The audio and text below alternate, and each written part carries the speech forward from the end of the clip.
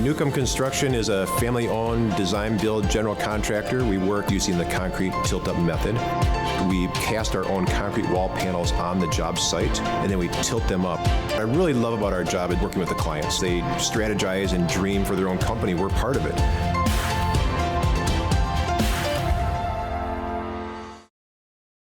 Welcome, everyone.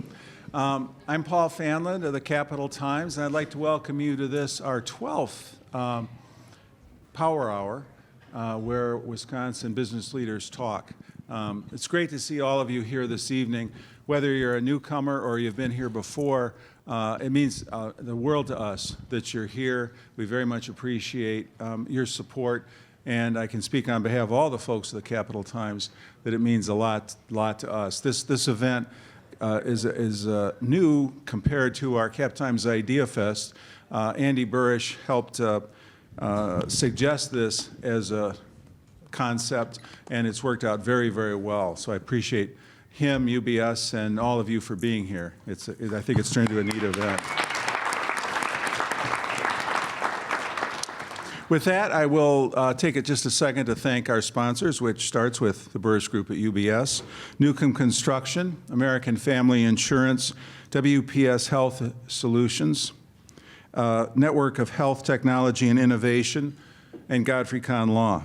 And our partners, the Edgewater, Cargo Coffee, Lindsay's over here, and Hinckley Productions, which obviously is involved in all the production work here. Tonight's speaker is Brian Raffel, studio head of Raven Software, a development studio based in Middleton that is now part of Microsoft Gaming. Brian founded Raven with his brother back in the 1990s. We were talking before we convened here, and has been a force in gaming nationally ever since. Brian, thank you again for agreeing to join us today. And he's joined tonight by his lovely wife, Renee, over at the table over here. Please welcome Brian and Renee to our... Our moderator, per usual, is the fabulous Mark Richardson, president of Unfinished Business Consulting and CEO of GigBender. So, a hand for Mark. Thank you. Thank you. Again, thank you for being here tonight. Mark, go ahead and take it away. Thank Thanks. you, Paul. Thank you. And fabulous, you said? Fabulous, I didn't yeah. know. You know, it's been 3 years, but I thought I'd up the game. Hold on, let me text my Fabulous. wife real quick. So thank you, Paul. And Brian, thank you for being here. Glad to be here. This is going to be good.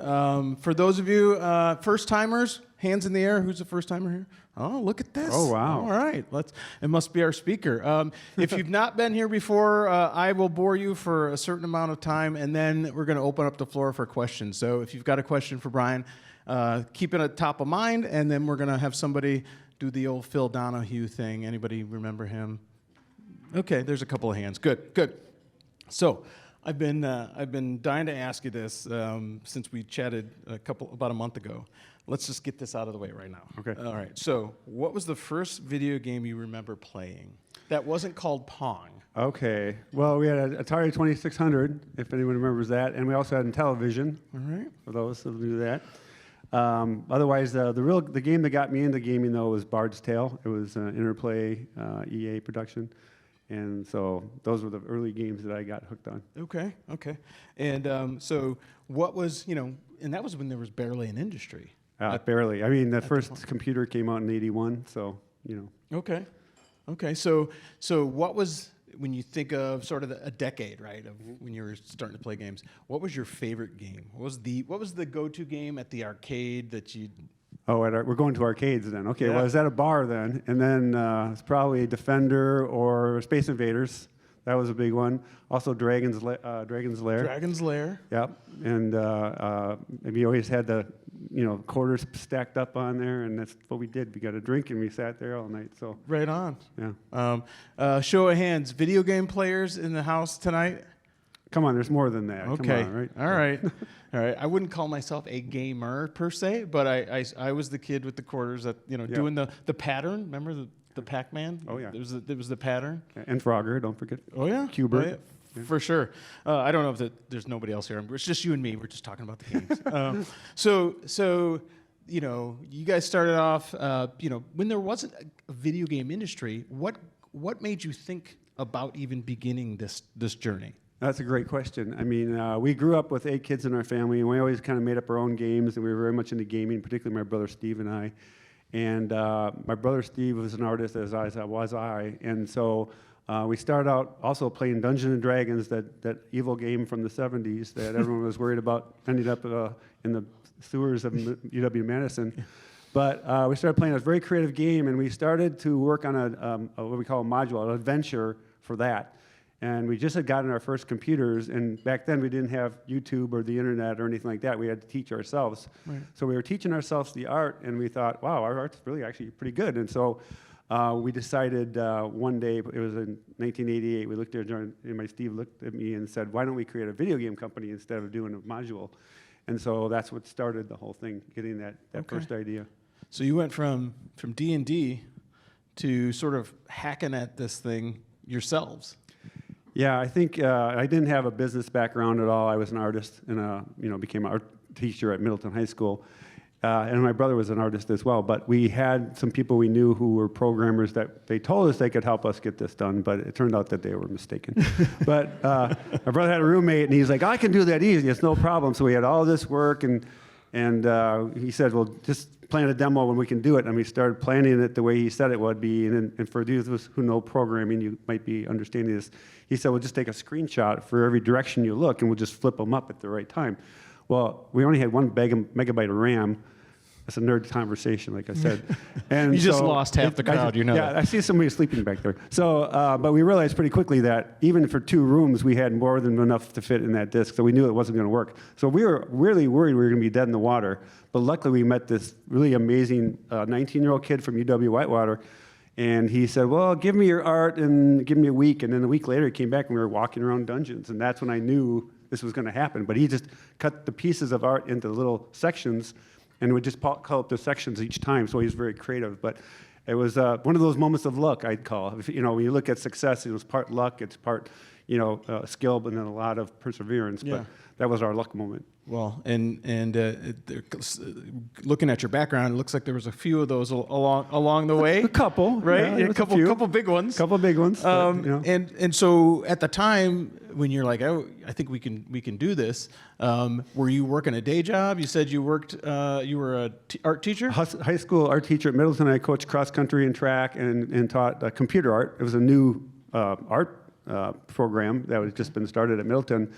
I took over for a teacher that sadly passed away, and she had started this, like, if you remember the Mac 12s, black and white Macs back in the day, she started on that, and then I created a program where I used the Amiga, which is what we put our first game on, and that was full color and MIDI and multitasking, all these really great, advancements. So I took the next step for her, but It was, I loved working with the students and coaching, but I thought I'd rather also do something creative as well.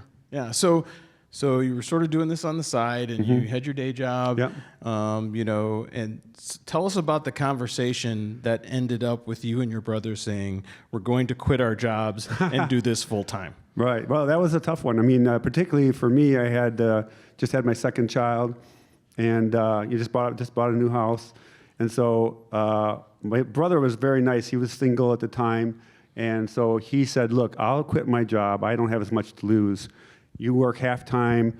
And so I went down to part-time so I could keep my insurance. And I had money coming in from the game, and we got advancements against the contract. Okay. So we had money coming in from the game studio, but also I had Middleton District was very generous.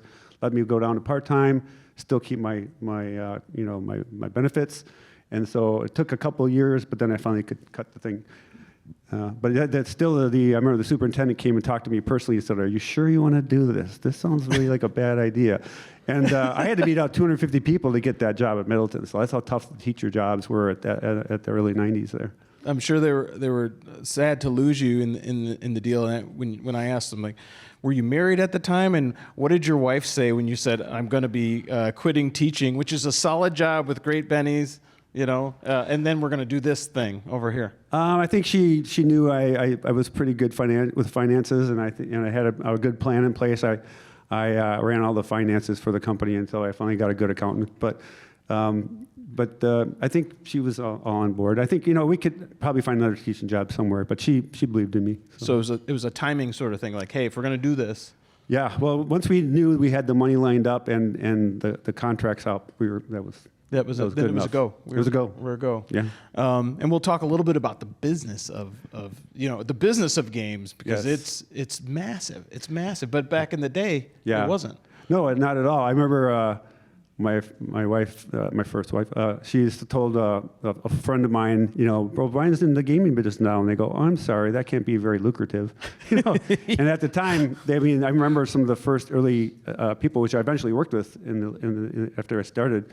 They would take Ziploc bags and sell their games, at shows, and they would make like, $5 on their games. But now the game industry does like 180 to 200 billion a year, so it's gone quite the right direction. Oh yeah, I think you made the right call. Okay, thank you. Yeah, teaching is a Can you tell noble my mom profession. Yeah, call your mom. We'll call her after this. So you and your brother realized pretty early on that you could do this, right? That you had the skills to do it, and that you could make it. You kind of could make it go. Right. What was the first game that actually made money that you could sell? Well, actually, luckily, our first game was called Black Crypt, which was based off that module we started making for Dungeons & Dragons. And it was sold through Electronic Arts. That's who we signed up with first. And at the time, they were like the biggest publisher, so we were super excited about that. But it was pretty cool because my brother Dave was a researcher in Paris, and he actually got to a store in Paris, and my mom was visiting him at the time. They found our game Black Crypt, and it was the number 1 or 2 bestseller there. So we didn't make a lot of money, but it did make a profit. So that's huge. For the first one out of the chute to do something. That's really cool. So then like I said, we'll get into the business because it's massive. So you had this passion, right? You had a passion for the work. When we were talking before, you said we didn't really know what we didn't know. Yeah. And if we knew what we didn't know, we may not have gotten into this. Can you explain that crazy sentence? Well, we didn't know about all the different taxes and things like that and I remember getting mad at my accountant, like, what do you mean I got to pay for the equipment in my building every year for the city of Madison or whatever it was, and all these different taxes that no one else has to deal with, and pay the employees Social Security. I was like, what is that all about? So I felt like they were trying to keep us out of business for a while there. But I guess because we just had the passion and we wanted to make the game, and we just said that's the first goal, and it'll all take care of itself after that. And luckily it did. Yeah. So sort of on a timeline, when you think you just started getting going, and you had a couple of titles that you really from start to finish were yours, right? Yeah, that's correct. When did you start working on sort of other people's titles, and how did that come to be where Activision was sort of knocking on your door? So we were fortunate enough to meet another game company in Madison here, and they're a really famous one. They're called id Software, for those gamers out there who know. And they made Doom and Quake. These big games from way back in the early 90s. And Wolfenstein was another big one, with Castle Wolfenstein. And they were, the key to their success is they had a brilliant engineer named John Carmack. You may have heard of him out there. He's been on Rogan, and he started working at Meta and doing a lot of big things. He's a very brilliant guy. And he had the only technology that would allow you to look smoothly across the world, and you look up and down. He created that, and no one in the world had it but him, and he happened to be here in Madison. And he loved our artwork. My brother and I were doing it, and actually some of our artwork made it into Doom a little bit. But when they got successful with Wolfenstein and Doom, they decided they wanted to publish, so they chose 2 game studios. One was us, and one was another studio called Rogue. And so we did a game. Our first game was called Heretic, and it was super. It just blew up and did amazingly well. And then we did Hexen right after that, and that also blew up. So with that game Hexen, that's when id got involved with Activision. And that's when Activision acquired us, right after the Hexen. Okay. And we had some good successful titles. In 1997, we were acquired. Okay. So we were only in business 7 years, so that was a pretty good track record to get to acquisition. And Activision at the time was a 50 million market cap company, and we were the first studio they bought, took a risk on. And then we were acquired by Microsoft 2 years ago for $70 billion. and so they did pretty good. And I wish I kept that stock. Yeah, I was going to say, can you say that, was that with a B? A B, 70 billion, yeah. For those of you keeping track. Yeah, that's kind of where we are today. So something super exciting happens in the gaming world. Was it a week from today or a week from tomorrow? It's on the 14th. On the 14th. Anybody know what happens a week from tomorrow? Show of Black Ops 7, that's right. Thank Black you. Ops 7. So that's a title, huh? Yeah. There's your lovely wife was clapping on that. She loves when we get paid. she's very supportive. She's happy about that. I'm not a sort of a big first person shooter guy, but I know that title, right? I know that title. I got gray in my beard. And I'm not a first person shooter, but I know that title. How big is that game? Well, it started 20 years ago, or a little over 20 years ago, which is, and the thing that's unique about Call of Duty, is that it's never has there ever been a game that comes out every year and can still monetize and not get too boring. It's like, sometimes you watch seasonal TV that, okay, they had like 5 seasons, they're probably done, So we always had to innovate, which was always interesting. So it was about 2010 when we got involved. We started on the very first Black Ops. And started on that. So it's been amazing to go every year and have to do that. Not many studios can do that or have ever done it. I think that's one of the reasons Microsoft bought us, is we have this great track record. So it's been keeping it fresh, keeping it doing different things, and that's how you evolved to have a modern warfare, which is more boots on the ground modern, and Black Ops, which is behind the scenes, secret missions that no one's known about, and it's a little bit darker and more gritty. So that's kind of the differentiation. So, show of hands, do we have any Call of Duty fans out there? Come on, all right. On that, who's not heard of Call of Duty? Can I see that? Okay, that's good. That is good. That is a good thing. So Ravensoft is one of the biggest, baddest companies and one of the fastest growing industries in the world. Is that? Well, is that that's accurate? what I'd say. Accurate statement? Yeah. Well, I feel like we're very well placed in the world market, and it's such an amazing thing to be in this world market where you see your games go out all over, and it's nice doing games like Call of Duty where you see your commercials up there with your work, and you can say, I did that level, or I made that creature, or I blew up that tank, or whatever. Right. And have it come out every year. So it's amazing. I bet you didn't see that coming. No, I mean, everyone asked me that, like, well, what was your goal? Did you have this vision of making this big empire? And I'm like, we just wanted to publish a game first and foremost, and just see where it took us. We didn't have any, The only thing that kept us successful was our passion. We just cared about working on games with creative people. And that was our goal. It wasn't like about how to get rich or whatever. Right. We figured that would come if we did a good job. And so I think that's been the key to our success, whether it's working on Marvel or Star Wars or Star Trek, like we've worked on those games as well. And grew up with those franchises, loved seeing Star Trek. And I got to go in the Paramount Pictures, the Voyager, the actual show scenes where I could stand on the teleporter and be a nerd. And then, just to be with, these different things we used to grow up loving, and then get to make games about them. Right. Pretty cool. So it never was really about, creating an empire, sort of taking over, we're going to be a mogul. You weren't going to be a mogul. No, I never had any idea where it would go. It was just knowing that we wanted to be together and work on fun games with people, and we had a lot of creative ideas. And I think the other thing we loved is that it's a tech industry, right? So it's never going to get boring. I mean, it's always, it's always going to have a new bar that keeps raising. And when we started, we had 64 colors and pixels, and now we're, where it's like movie quality, things going. Right. So it's been a big journey of transforming and through all the different technologies. Speaking of movie quality, for those of you, and these are year-and-a-half old numbers, but the gaming industry is worth over $250 billion with a B, compared to $32 billion for music industry and $95 billion or so for the film industry. So music and film combined don't rival what gaming is now doing, and gaming is growing at almost a double-digit clip. They think it's going to be $300 billion pretty soon per year.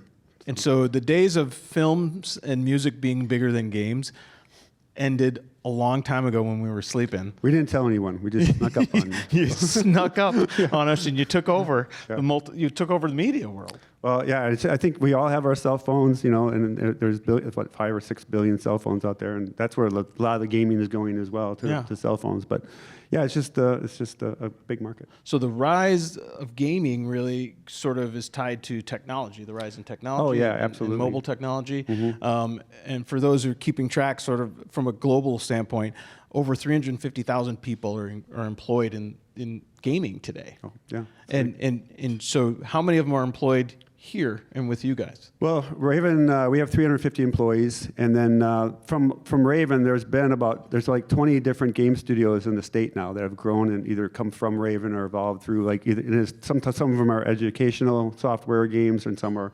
all in entertainment. Yeah. So when you and your brother were concocting this crazy scheme that you were going to make games and make money, right? And nobody believed you, it wasn't going to happen. No. I had I have nice siblings who they would say, "Oh, that's going to be good. Yeah, you keep going. Yeah, you guys go get them. Go." It's like saying you're going to be a rock star. And they probably wish they had jumped in on that. They wish they had invested a little bit. Yeah. At the time, I imagine so. So obviously you started with 2 employees, and you 2 best employees, I think. You get 350 plus now. When did that hockey stick? Like, when did it start? Well, I think after we got acquired by Activision is when it really took off. I mean, that's why my brother and I decided to sell. We saw the consolidation of the gaming industry similar to the music industry, and we wanted to be in on that. And we also knew that if you're independent, one bad game can put you out of business. And so we had a couple of very important learnings those first 7 years. One was you have to have more than one team, because we had one team and we had, I won't say who was, but there was a publisher that our checks would be slow to be shipped out. Somebody's on vacation, and pretty soon they're like, "Why don't you just become part of us?" And so okay, we can't be manipulated. So we had to create another team. So we had leverage to say, okay, well, we're going to go talk to this other publisher. So we had to learn. I think we had some good intuition, for business, with doing these sort of things. But we decided that we didn't want to do all these business deals. I mean, I was negotiating contracts and flying out and doing all this other stuff and trying to get money brought in. We wanted to be part of the bigger organization so we could absorb a bad downturn, right, or not have to worry about legal and HR and everything like that and finances, and do what we wanted to do, and that was make games. Right. So it's that whole business side that you had to sort of insulate yourselves from and prepare for, basically. Yeah, we knew we had some good success. We wanted to riff off of that before 1 or 2 bad games can just cut you down.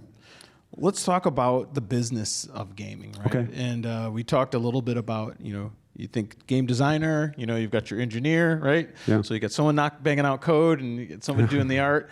But you said it's so much more diverse than that from a job description and from a different roles within the company. Tell us a little bit about that. So it was originally just my brother and I and a couple of programmers, and then each game it just evolved to be more and more and more specialized. Now we have like 50 different job descriptions. I mean, if you look at an engineer, for example, they have to have networking so it can run across the internet and be fast and smooth, so that it seems like you can have fun. You have to have graphics engineers to make the graphics look good.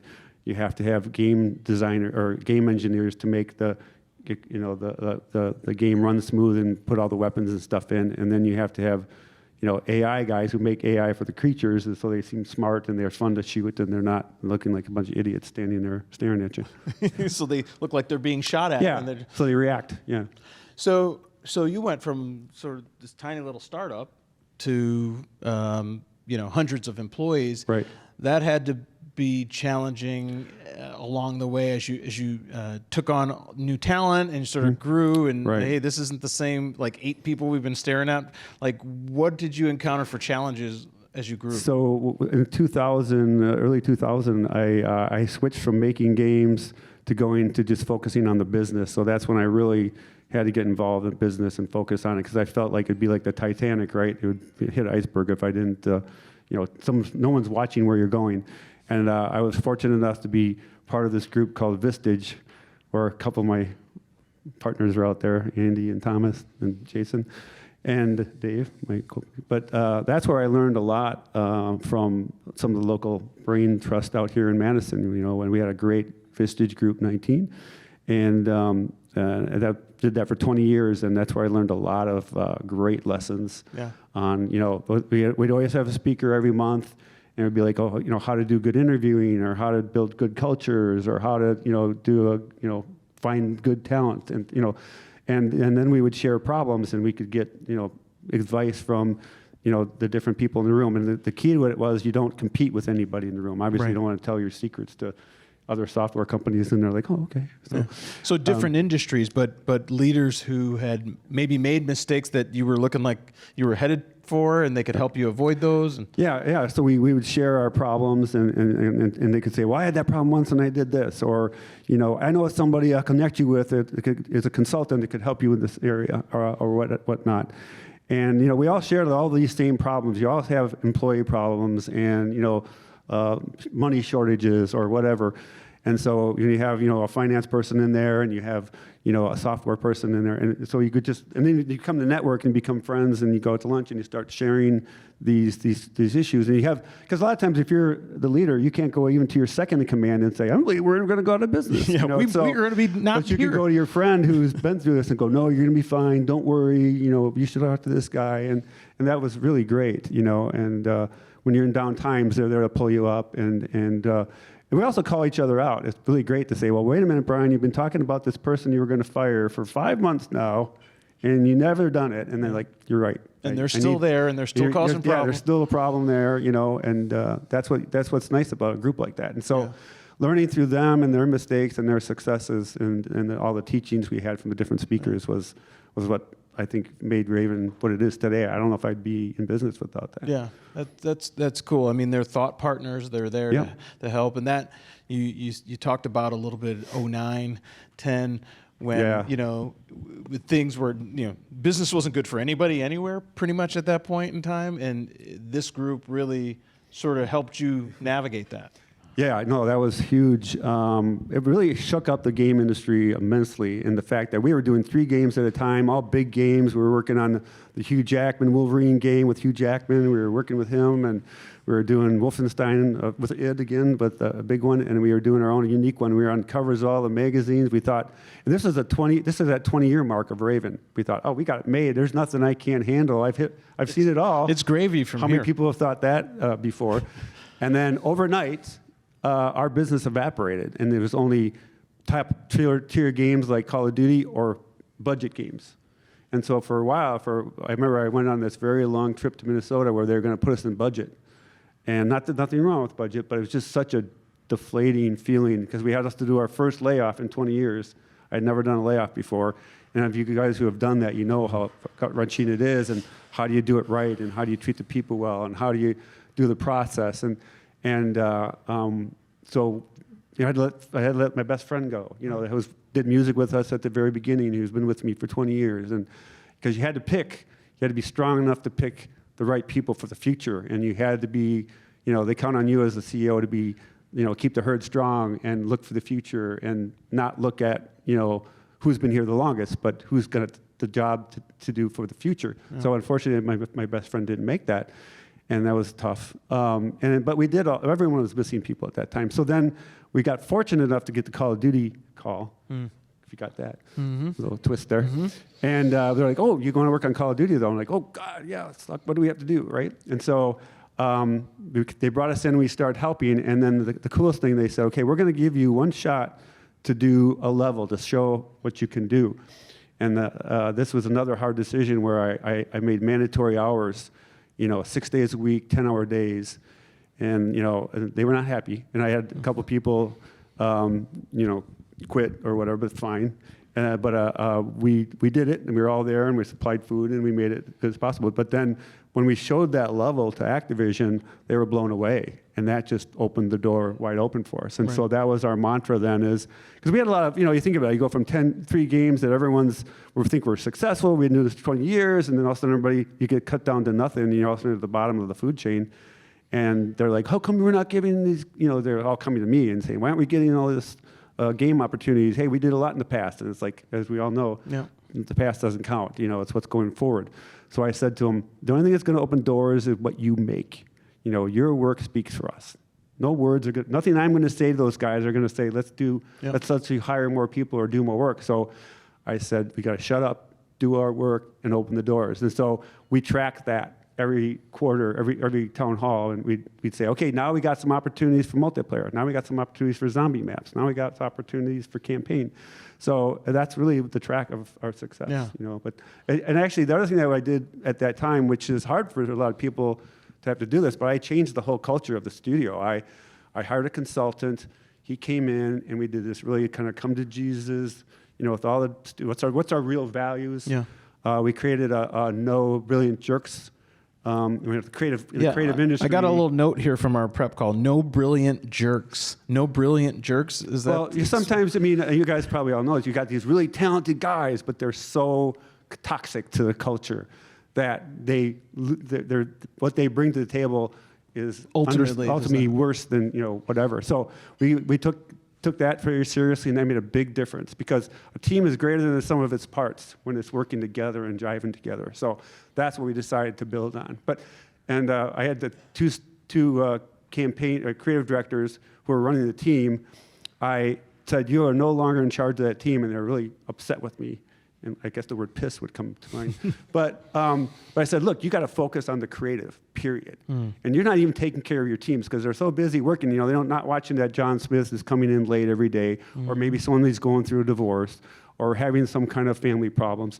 So we then created what I call tending the garden. So we would hire, that's how Dave Pellis, my replacement, got hired. You know, he came in for the design team. And so they became a mentor leader for each department, and they would build trust with them and care about them, but also hold them accountable.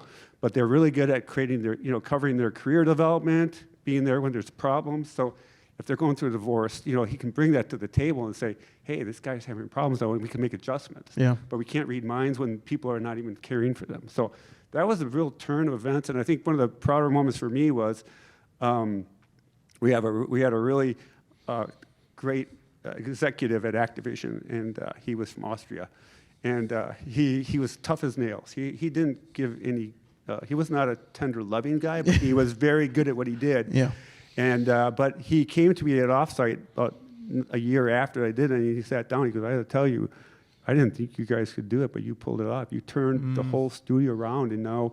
He asked me then if I could help other studios who are trying to make that same adjustment. Okay. But it was tough when you see your company you had for 20 years and you thought you're, you know, untouchable, to look at like the precipice of death, I call it, like, oh my God, we're going to go out of business here. Right. I was with another studio head when we went up to Minnesota, and we looked at each other like, this is it, isn't it? We're going to go down. This could be. And it's scary. You know, you have all these people relying on you, and you have this whole plan the rest of your life that this is what it's going to be. So I decided I don't care what it took. We were going to take that, I would do whatever it took to turn it around. So even though I had to let a friend go or whatever, we just said that we had to do this. Yeah. It sounds, that's an incredible story, and it shows what it takes to not start a business, but to maintain the business. No one told me you had to keep it afloat. I thought that just happened. You thought this is going to be great. We're going to start this company, and it's going to be draw a few creatures, and we're all set. And we're all good, right? Yeah. And for those folks that are in the audience or that see this online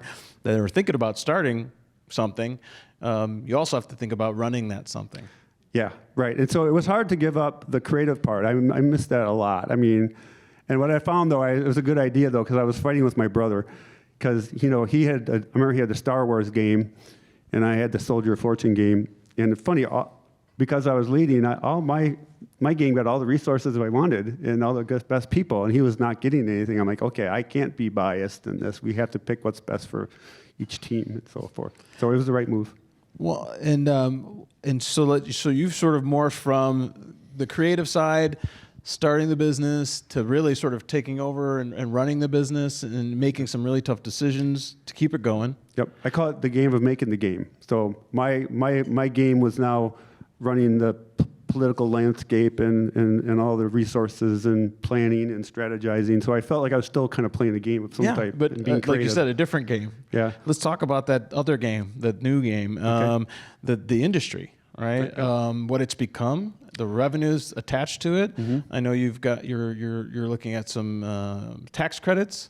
You're trying to sort of make this region the mecca for the Midwest mecca for gaming. Talk a little bit about that. Yeah, as one of the challenges that the game development industry is having right now is it's costing more and more and more to make games, right? And you know, Call of Duty is a very expensive game to make. There's thousands of people working on it, even though it comes out every year. So one of the things we're finding is that, you know, the West Coast is the mecca for game development. LA, Silicon Valley, Seattle, Texas is another, you know, hotbed. But we have a bit of an advantage here because of Raven being here early, and then we have these 20 studios. We have a really great state here. I don't know if you knew that. And so we have better cost of living. We have better schools. We actually have yards, and we don't have a lot of pollution. So and so one of the things Activision is looking at, and even the Entertainment Software Association, they're looking for other places other than Canada, because what Canada did is that 10 years ago they gave these great tax incentives, and now they are the mecca of all the game studios. All of the major studios are up there now and have a presence, and so they're looking for something like that in the U.S. So we're one of the states that worked on this for about 2 years. We're also, I just got a letter from our lobbyists today. We're still working on the senators and the governor, and we've been working with the revenue team, but we're looking to get a tax incentive here in Wisconsin for game development. The nice thing about game development is it's, and we're also working with the university and Madison College to say, look, we got this great education system in the state. We have brain drain in the state. We have people leaving the state. You know, if we can get to a system where we work together in an ecosystem where we train them in Wisconsin and they stay in Wisconsin on good paying jobs. The average pay of a game development studio is $120,000 a year when you average it out. You know, the QA team doesn't make that, but you know, and it's a good place to, you know, bring families and keep the, you know, people who live in Wisconsin and train here, to keep them here, and maybe attract other great people to come here and work in the state. So sort of a win-win, a win for the industry, but a win for the state in that you're keeping talent here. And another big advantage is that because we, you know, learned through COVID to work remote, we can have pockets throughout the whole state, hopefully, not just in Madison, where they could work out of maybe the UW of Stevens Point or Eau Claire or Oshkosh or, you know, someplace in the northern states, you know, because we've got, of our 350 employees, 33% are working in either, you know, Seattle or LA or, you know, all over the world, in fact. So there is some room there. If we can get tax incentive in Wisconsin, we can get a lot of those jobs back here, and we could definitely grow more. Activision's watching it, I know EA's watching it, and things like that. Looking for something in the U.S. that they could build on. That could be quite a boom for the economy, both sort of locally here and for the state, right? Correct. Statewide. So the tax incentives would really attract investment. Yep. In the industry. When we think about investment, again, we're not talking about banging away on a TRS-80, right? Computer anymore. We're talking about studios with full motion capture. Right.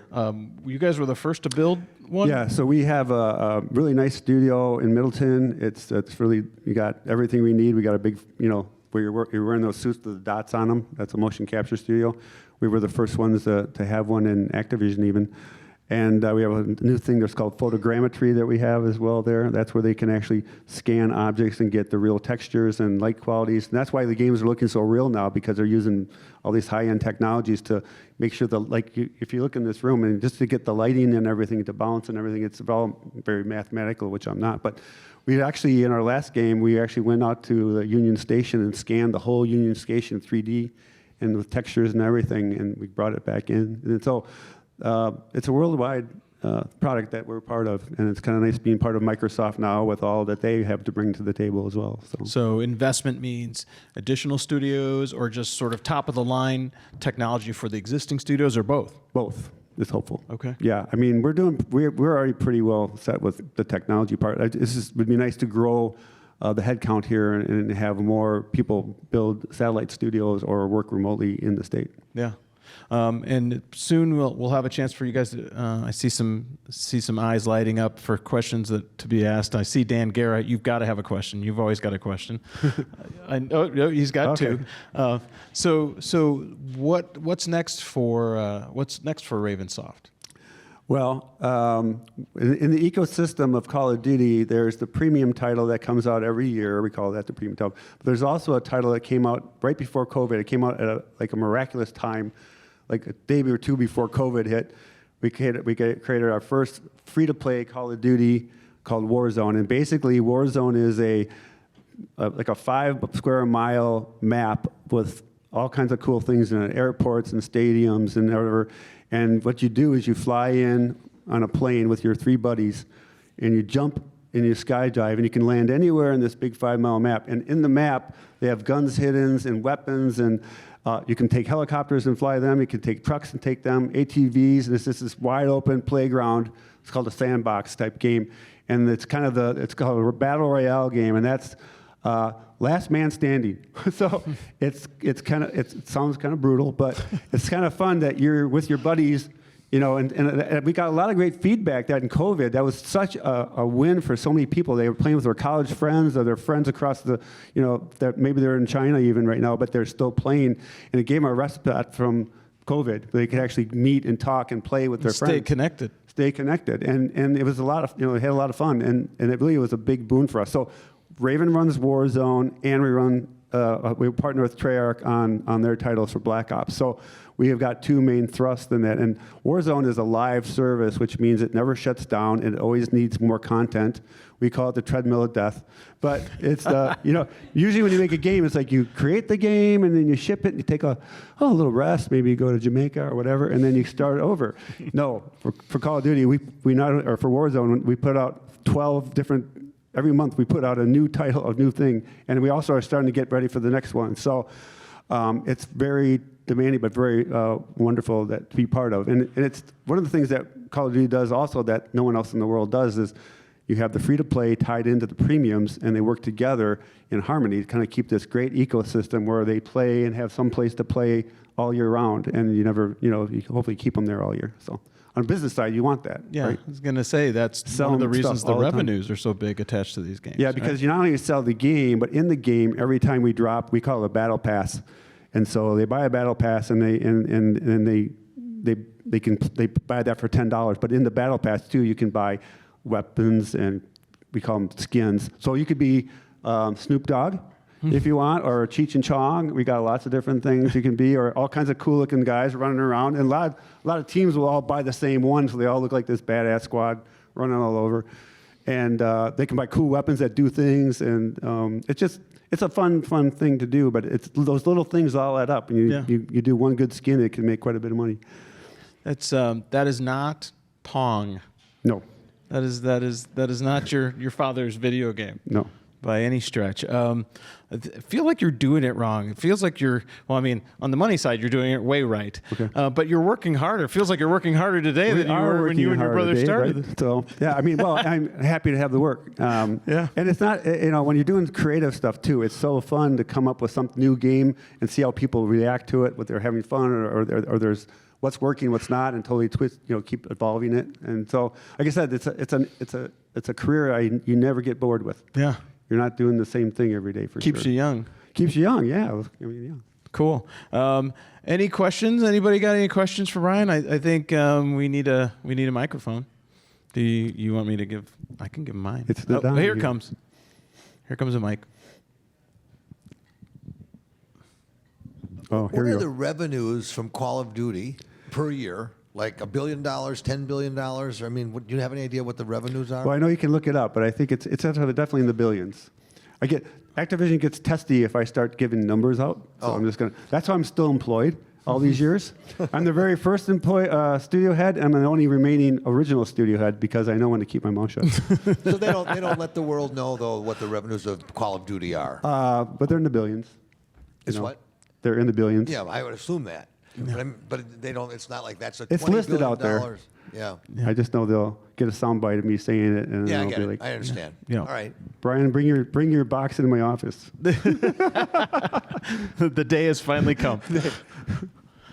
Brian, thanks for your comments. And I know in our prior discussions, but artificial intelligence technology has really come on and influenced our investing world very much, and in all facets. We all read about it all the time. I'm curious on your interpretation of that technology and how it affected and has affected and may affect in the future the gaming production process. That's a great question, Jason. And it's the revolution and it's going to drastically change everything for us. And that's another thing I loved about this industry is, all of a sudden we got the internet, we got cell phones, all new opened up. Now we got AI, which is amazing. I'm very excited about AI. But so we have a couple of different things we always have to worry about, especially as Call of Duty.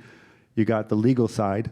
That's the biggest one because people are very litigious out there, especially against anything that seems to make money. And so we have to be careful because a lot of people are scared of AI. They don't know what it means. They don't want people taking their jobs.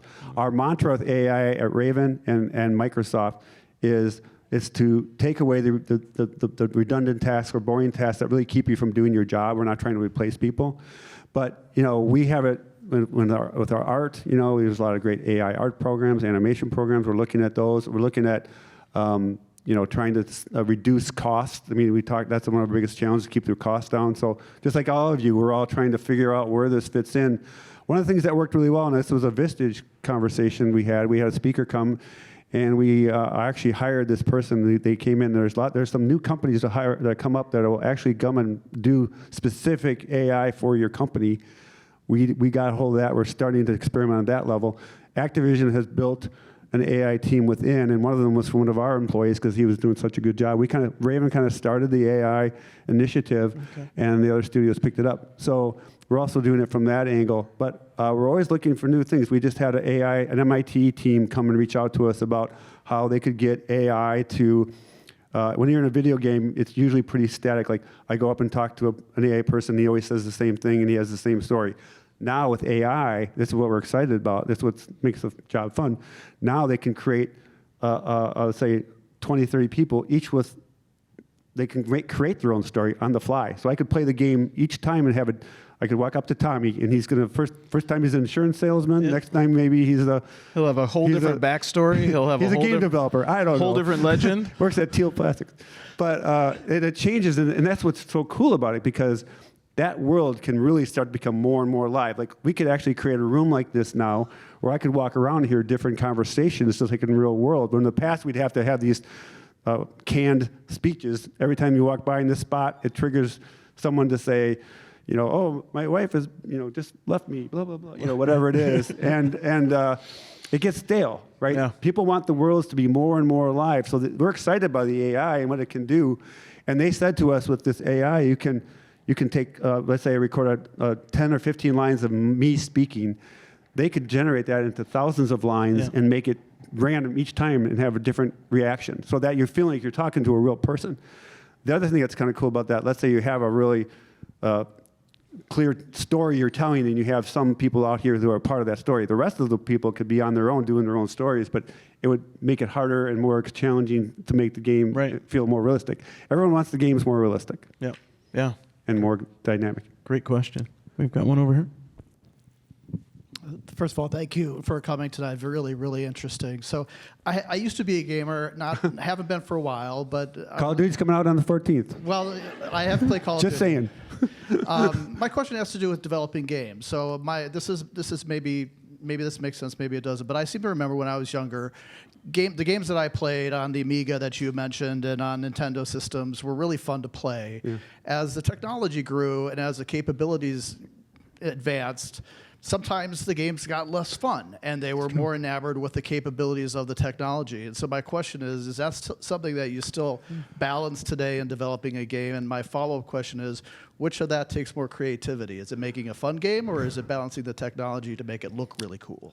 Okay, so you're spot on. That tells me you are a gamer, because you notice the difference there. And I remember one game in particular we did, and I'm not going to say which one it is, but we were so focused on the technology that we and especially the models, right? Like and sometimes the game developers can get enamored with their technology. And so we were all worried about every object. Do we make everyone look realistic? And then when you put everything together, the game choked, or we call it choked, where there's so much processing power being spent on the technology, there's not enough for the fun of the gameplay. Like the creatures didn't have better animations, or they couldn't get more creatures in the games or enemies to make it more dynamic and exciting. And I think there was a learning curve on that for the whole industry. And then you realize that at some point, okay, all I have to care about is these main things, those guys get all the love on the modeling and the processing power. Maybe we'll just make a couple of textures back there that are, blurry and so forth. But it's something about, it's like when you look at a painting, I'll go back to my art teaching, you got to have one focal point. If everything fights for your eye, then everything gets lost and it's not successful. Well, it's the same for the game. So we learned what's the most important thing we're trying to get them into the game, like following the storyline or following this character or doing this certain thing. And that's where we would decide to put our processing power. But you're right, we did have that problem, and some people still have that problem. But the most important thing is the gameplay fun. There is a rule, a lot of game studios say, design is king, because it's more important than the art. It's more important, because like you said, we could play the ugliest games in the world, but we had a heck of a good time. I just did a demo my brother sent me. He was all excited about it. It's based off old D&D, and it's just black and white, like from the modules, but you're playing it in 3D, but it's like, that wasn't, it brought back the nostalgia, but also was fun to play. So the fun factor is the key, and you're right, that sometimes technology can be a technology demo and not fun. So good observation. Great question. On back here. Hey, great talk. Thanks. Are you familiar with Professor Sean Green's research at UW-Madison associating first-person shooter play with IQ? Well, I'm sure it makes you smarter. Yeah, I know that. That's the association he found. I don't know if you've felt that way after playing Call of Duty or.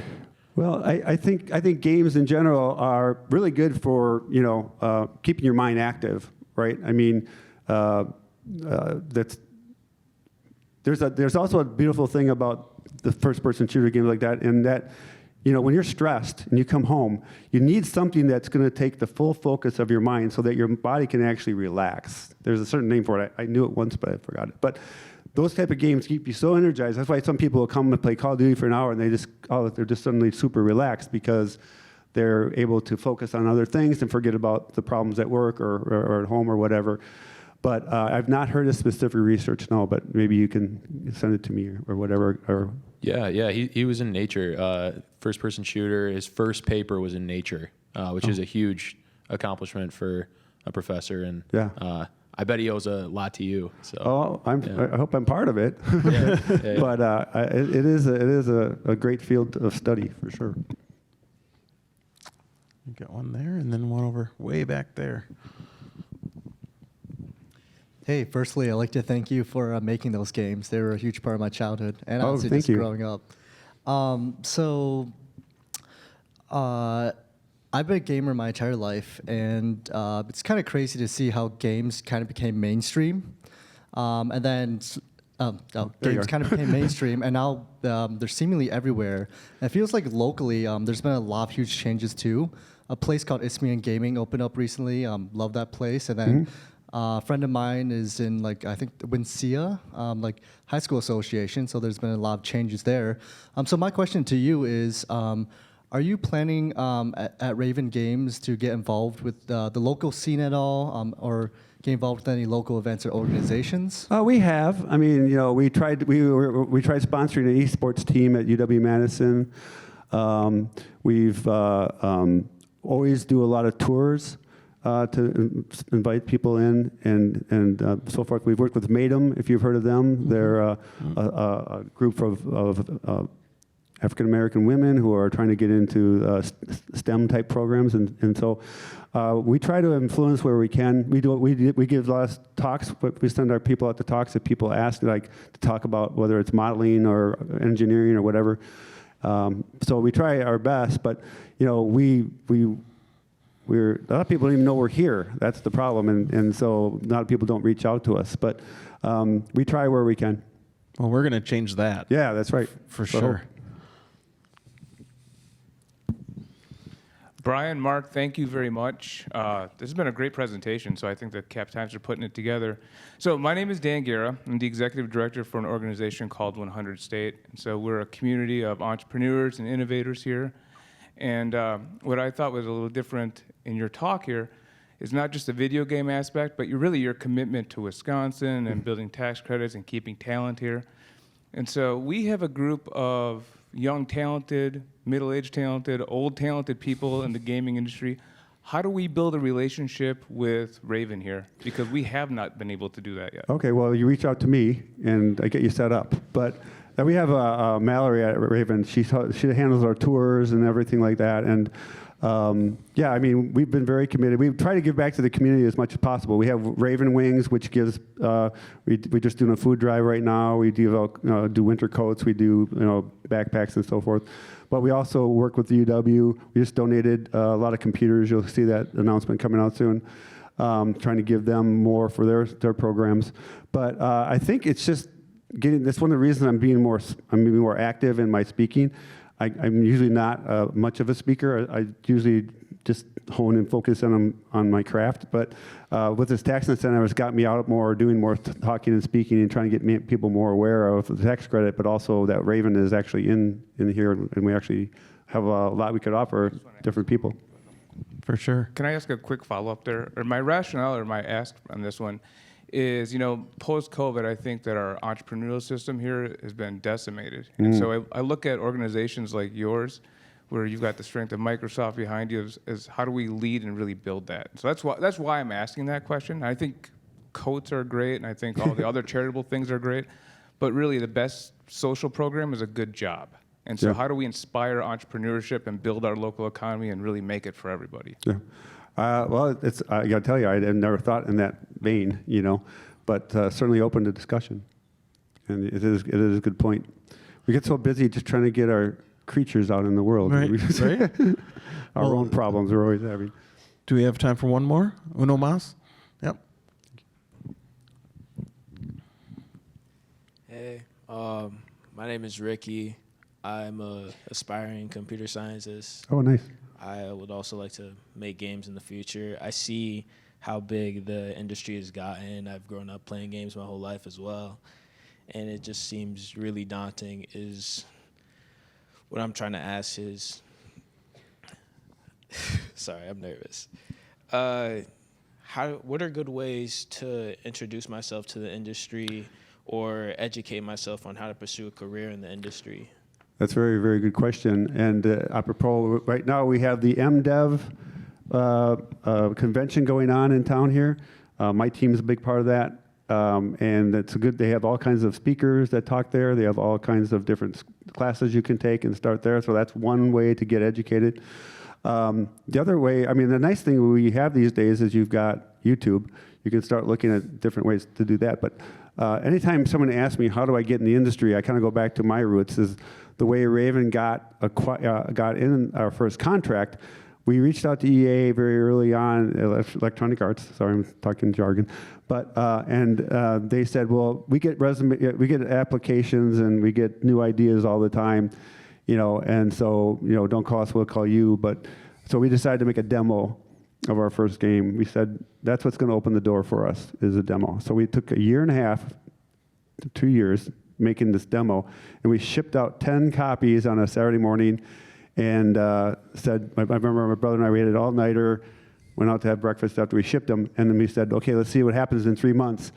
And 2 came back right away because some people don't take submissions, like that. But in 3 days, I came home from track practice, and my wife said, oh my God, the phone has been off the hook. And we got flown out to LA, and we had all of them offered us for that. So it's the same thing for people trying to get in the industry. And I'm very interested. I just talked to a UW grad this week, and he's like, I don't know how to get this industry, what to do, but you first have to decide what you want to do. That's the number one thing. People don't know, what do I want to do? Do you want to be an engineer? Do you want to make creature AI? Do you want to design? And if you don't know all that stuff, you can look online or you can talk to us.